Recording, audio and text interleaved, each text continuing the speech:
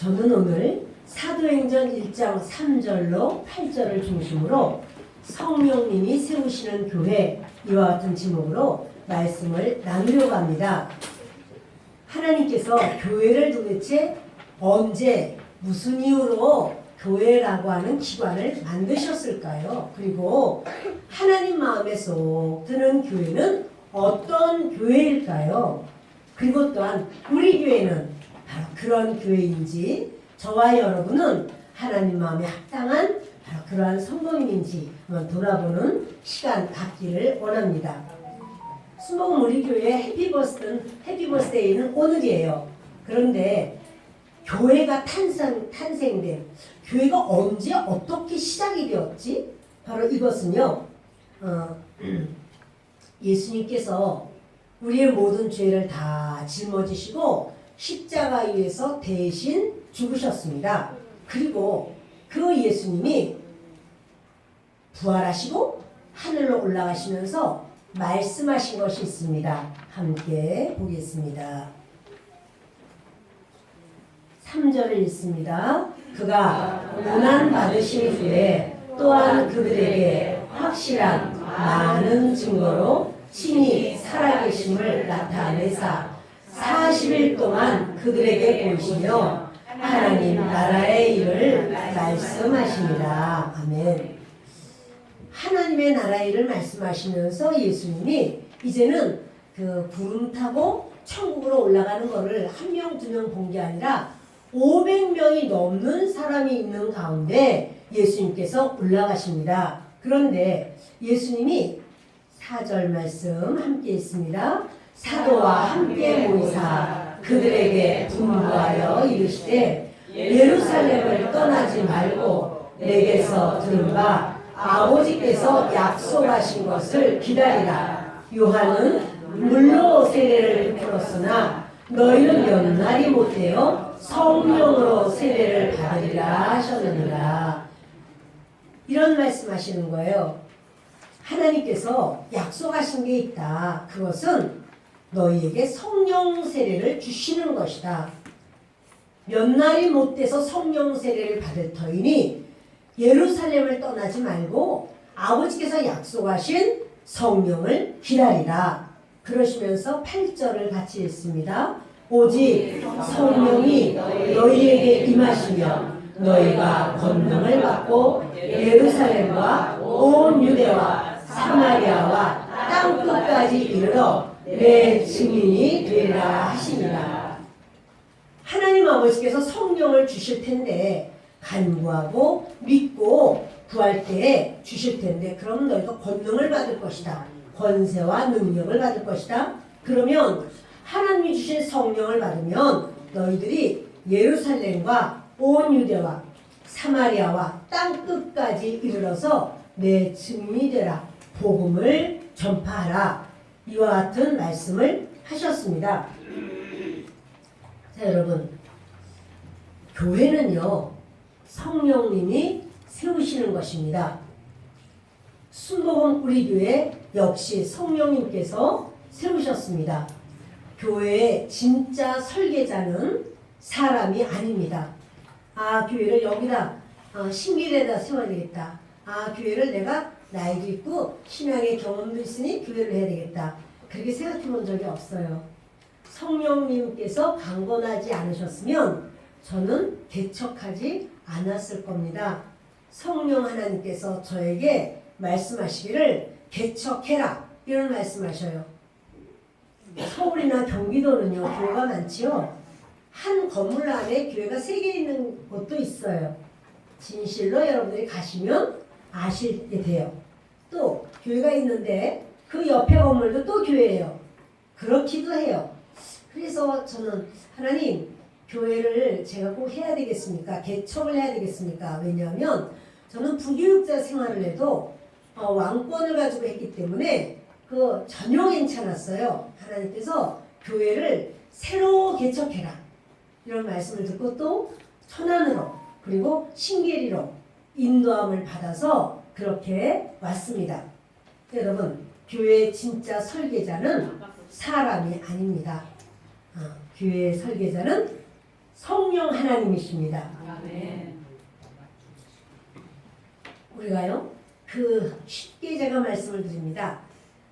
무당이 아무나 다 무당되는 것도 아니지만 귀신이 임해야지 무당이 되죠. 그런데 하나님의 일도 하나님의 성신, 성령께서 임하시면 그 사람은 성령의 인도하심을 따라서 하나님의 일을 감당합니다. 교회를 생명 공동체다라고 말하는데 교회의 진짜 본질은요, 교회가 크다, 또 교회가 아주 넉넉하다, 성도들이 많으시다, 이런 것이 교회의 본질이 아닙니다. 성령 강림을 받은 성도들인가, 그 교회가 성령님의 인도하심을 따르는 교회인가, 그것이 진짜 중요한 것입니다.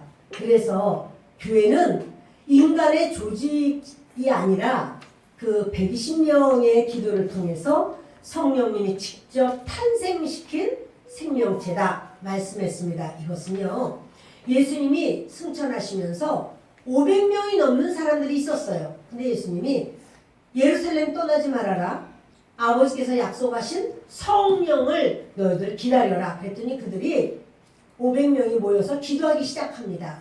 그런데 열흘이 지나니까 380명이 다 가고 120명 남았어요. 그래서 120명이 너무 간절하게 구하는 거예요. 그때 성령이 확 임하면서 사실은 그 120명을 통해서 120명의 기도를 통해서 교회가 세워졌습니다. 그 처음 세워진 교회가 예루살렘 교회입니다. 그래서요, 교회를 움직이는 힘은 무엇인가 하면 성령 충만이에요. 교회를 움직이는 유일한 동력이 됩니다. 또한 교회란 무엇이냐? 영혼을 살리는 곳입니다. 아마 지난밤에도 저는 그런 기도를 종종 하는데요. 하나님, 이 밤에 잠을 못 자고 고통하면서 죽고 싶은 사람, 또 가슴에 할 말이 너무 많은데 누구에게도 말할 수 없어서 복장이 터지는 사람, 하나님 그들에게 주의 복음을 주시옵소서. 주님 그들을 만나게 해주십시오. 이런 기도를 합니다. 정말 지난밤에도 베갯닛이 젖도록 눈물 흘리고, 또 살면 무슨 재미가 있어? 아무 재미가 없어? 이런 사람이 있을 겁니다. 그러나 그분들이 하나님의 성전, 교회를 오면 교회는 영적인 병원입니다. 심령도 살리고 육신도 살리고 환경도 살리고, 우리 하나님은 절망하고 고통받는 모든 영혼을 치유하는 영적 병원으로 교회를 세우셨다는 사실입니다. 그래서 예언대로 세워진 그 교회, 이것은 예수님이 말씀하셨지만 사실은 구약 성경에도 그렇게 이미 예언이 되어 있습니다. 요엘 선지자는 이런 말을 합니다. 모든 사람에게 내 영을 부어주리라. 하나님이 이렇게 말씀하시는 것을 듣게 됐어요. 주보 안쪽에 보시면 요엘서 2장 28절 같이 읽습니다.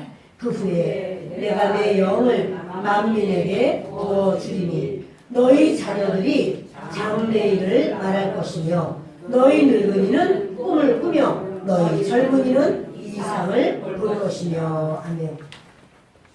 사실 이 구약시대 때는 모든 사람에게 하나님의 성령이 임하지 않았습니다. 특별한 사람, 왕이나 제사장님이나 선지자님이나 이분들이 특별한 일을 할 때에 하나님이 감당할 수 있게 부어주시는 게 기름이에요. 근데 그 기름을, 하나님 그 기름, 성령님을 기름이라고 말하거든요. 성령의 기름을 이렇게 부으면 그 일을 감당할 수 있는 능력이 생겨요. 그런데 요엘 선지자님에게 말하기를 왕이나 제사장이나 선지자가 아니라도 여자들도 남자들도 종이라도 주인이라도 그가 어떠한 사람일지라도 나는 모든 사람에게, 하나님의 백성 유대인이라도 이방인이라도 하나님의 영을 부어주리라, 성령을 부어주리라. 이건 대단한 말씀이었거든요. 그런 말씀을 하나님이 하셨습니다. 또한 에스겔에게는 이런 말씀했습니다. 굳은 마음을 없애고 부드러운 새 마음을 주리라. 여러분, 때로 내 마음이지만 어느 때는 내 마음도 강팍하고 완악할 때가 있어요. 딱딱하고 단단할 때가 있어요.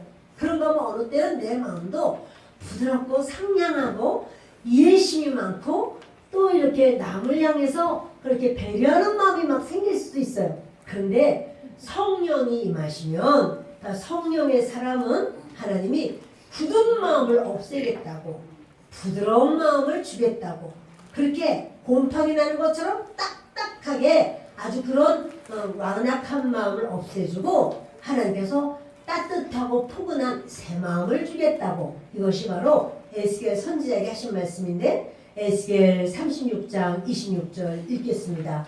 또 새 영을 너희 속에 두고 새 마음을 너희에게 주되 너희 육신에서 굳은 마음을 제거하고 부드러운 마음을 줄 것이며. 아멘. 이 굳은 마음은요, 두려움도 많이 갖고 근심염려가 꽉 차 있어요. 이 굳은 마음은요, 환경을 바라보면 환경이 어렵네 그러면 죽고 싶어요. 슬퍼요. 마음이 아파요. 용서가 안 돼요. 그러나 부드러운 마음은 환경은 어렵고 환경은 힘들어도요, 내가 내 하나님께 기도해야 되겠다. 내 하나님이 나를 만나주실 시간이다. 이러고 하나님께 기도를 하면 다른 건 변하지 않았는데 내 마음이 시원해져요. 상쾌해져요. 은혜가 있어서 충만해져요. 즐거움이 있어요. 그것이 바로 새 마음의 특징입니다. 이제 이사야에게도 하나님이 말씀하실 때 가난하고 억눌린 자에게 자유와 기쁜 소식을 주시겠다는 말씀을 합니다. 뒤 넘기시면 이사야 61장 1절을 보십니다. 주 여호와의 영이 내게 내리셨으니 이는 여호와께서 내게 기름을 부으사 가난한 자에게 아름다운 소식을 전하게 하려 하심이라. 나를 보내사 마음이 상한 자를 고치며 포로된 자에게 자유를, 갇힌 자에게 노임을 선포하며. 아멘. 주 여호와의 영, 이건 성령님이에요. 성령님은 이름이 많거든요. 성령님이 우리에게 임하시면 가난한 자, 이 가난한 자라는 건 이 땅에서 소망이 없어요. 그 사람이 가난한 사람이요. 아, 내가 할 수 있는 것도 없고 내가 참 마음이 답답하고 능력도 없고 실력도 없다. 그런데 하나님이 이러시는 거예요. 어떠한 소문, 좋은 복음을 주시는가 하면 하나님이 너를 사랑하시고 하나님이 너의 일을 해결해 주셔. 하나님이 너보다 너의 인생을 앞서 나가셔서 길을 여셔. 하나님은 기적의 하나님이고 능력의 하나님이고 하나님은 결코 우리를 버리지 않으셔. 놀라운 기적과 같은 말씀을 주십니다.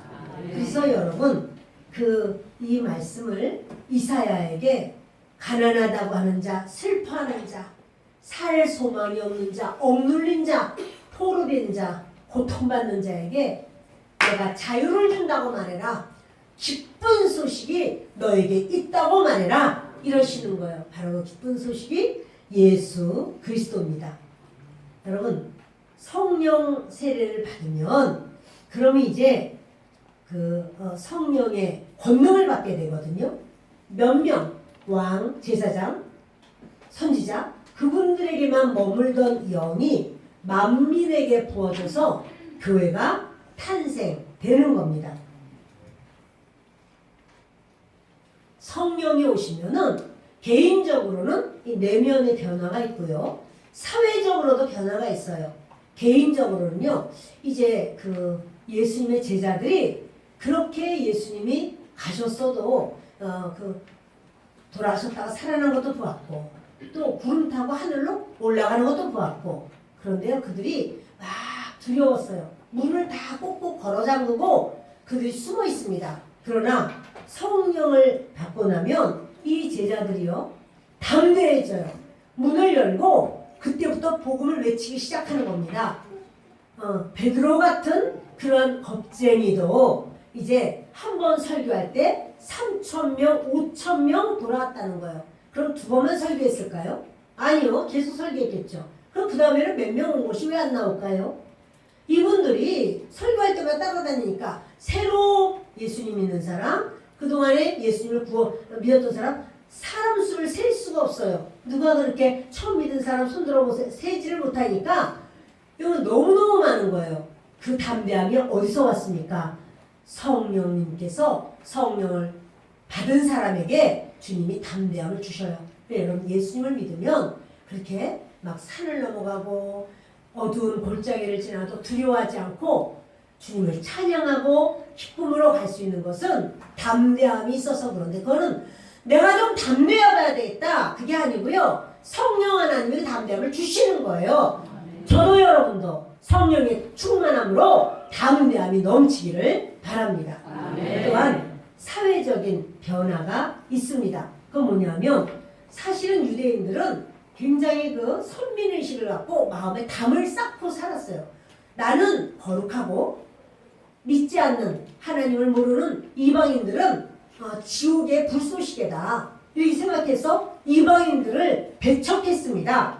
그러나 이제 그 아래 그림을 보면 벽이 다 허물어지고 성령이 오시면 각자의 마음이 다 열리기 때문에 유대인들은 이방인을 받아들이고 또 유대인들은 얼마나 잘난 척했겠어요. 근데 이방인들도 성령을 받으면서 유대인들을 용서하고 따뜻한 마음으로 화목하게 돼요. 저 손에 손을 다 잡고 있는데 이렇게 해서 포용하는 마음이 생긴다는 사실이에요. 그래서 이런 일이 있었습니다. 고넬료라고 하는 이방인 백부장인데 그가 이스라엘에 와서 하나님을 알게 됩니다. 얼마나 좋은지 귀한 하나님 앞에 기도를 하는데 하나님 천사를 보내신 거예요. 말하기를 야 너 요바에 가서 피장 시몬의 집에 베드로가 있으니 데리고 와서 그가 하는 말을 들으라. 이 말을 듣고 종들을 보냅니다. 그런데 이 종들이 가서 이제 베드로를 찾기 전에 베드로가 환상을 봐요. 하늘로부터 보자기 같은 게 내려오는데 큰 보자기고 내 귀가 이렇게 아직 묶여져서 위로 있고 안에 뭔가 보니까 어머 부정한 짐승들이에요. 그러니까 되새김질하지 않고 또는 발굽이 갈라지지 않은 이런 것들을 말씀하시기를 잡아먹으라 그러시는 거예요. 하나님 저희 부정한 거 안 먹어요. 뭐냐면 그들은요 부정한 것을 먹으면 나도 그 부정한 짐승이 내 몸이 되잖아요. 그러니까 나도 부정해져. 또 부정한 사람을 만나면 이방인을 하나님 모르는 사람 만나서 하나가 되면 신하게 되고 같이 밥을 먹고 그러면 밥이 그 사람 몸도 되고 내 몸도 되고 그러면 이제 그들이 너는 부정한데 나도 부정해졌어 이렇게 생각해요. 그러니까 그들이요 그렇게 이방인과 하나가 안 됩니다. 그런데 하나님은 그거 잡아먹어라 그러셔서 그거는 부정해서 안 먹습니다. 내가 깨끗하게 하였다. 네가 어찌하여 속되다 하느냐. 그러더니 올라갔다가 다시 내려와요. 또다시 잡아먹으라. 이 사건이 3번 거듭됩니다. 이제 베드로가 이게 무슨 환상이지? 이 환상이 무슨 뜻이지? 라고 생각할 때 밖에서 소리가 막 노크 소리가 나요. 여기 베드로 선생님 계십니까? 그래서 근데 성령님은 그때 말해요. 너 의심하지 말고 따라가라. 그래서 그들을 따라왔더니 고넬료 이방인 집인데 어머 이방인들이 버글버글해요. 베드로가 거기서 예수 그리스도를 전하기 시작합니다. 예수님은 하나님의 아들로 우리 죄를 짊어지시고 십자가에서 돌아가셨습니다. 이러면서 복음을 전하는데 그 자리에 성령이 확 임하는 거예요. 성령님에서 저들이 마치 오순절날 성령 받은 것처럼 이 이방인들이 콧물 빼면서 회개하고 하나님 앞에 기도하고 성령의 불을 받아서 방언을 하고 온 교회가 야단입니다. 자 여러분 이럴 때 베드로는요 알게 됐어요. 하나님께서는 예수님이 이런 말씀하셨잖아. 예루살렘과 온 유대와 사마리아와 땅 끝까지 이르러 내 증인이 되라 이렇게 말씀하셨는데 그렇다면 우리 주님께서 그 1단계로 이제 예루살렘은 바로 뭐냐면 교회도 있고 이스라엘 백성도 이제 거기서 예배드리잖아요. 그러니까 바로 내가 있는 나의 가정 또 내 가장 친한 친구 나의 학교 이런 나의 직장 이게 바로 예루살렘이라고 할 수 있어요. 그런가 하면 유대와 사마리아죠. 유대와 사마리아는 유대는요 자기 나라예요. 그 예루살렘이 수도면은 자기가 사는 지역이라면 유대는 제 나라예요. 그 나라를 너는 복음을 전해라.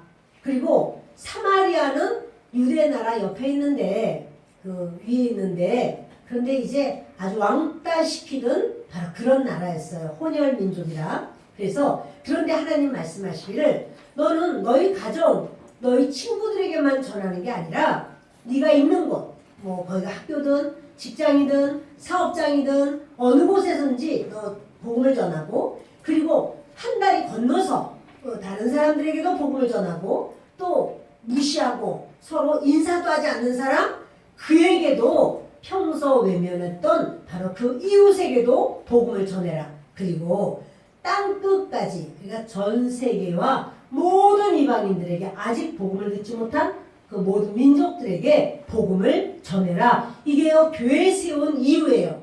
왜 교회를 세웠지? 모든 사람에게 복음을 전해서 그들도 천국 갈 수 있는 사람이 되게 하라고. 그것이 주님의 원하심이었습니다. 그런데요 처음 교회는 예루살렘이었습니다. 예루살렘 교회였죠. 근데 여러분 예루살렘 교회가 처음에는요 3,000명, 5,000명, 수만 명이 막 예배를 드리고 그런데 그들은 아직도 선민의식을 안 버렸어요. 우리는 위대한 자들이야. 이 마음을 항상 가지고 있습니다. 그러니 더 이상 복음을 전하지 않는 거예요. 자기들끼리만 좋아. 자기들끼리만 예배드리고 찬양하고 방언기도하고 선민의식에 갇혀서 이게 자꾸 점점 더 복음을 전하는 확장을 멈춰요. 어떤 일이 왔나요? 말할 수 없는 핍박이 오고 그리고 기근이 왔어요. 흉년이 들어서 기근이 오는데 먹을 것이 없어서 너무너무 고통하는 거예요.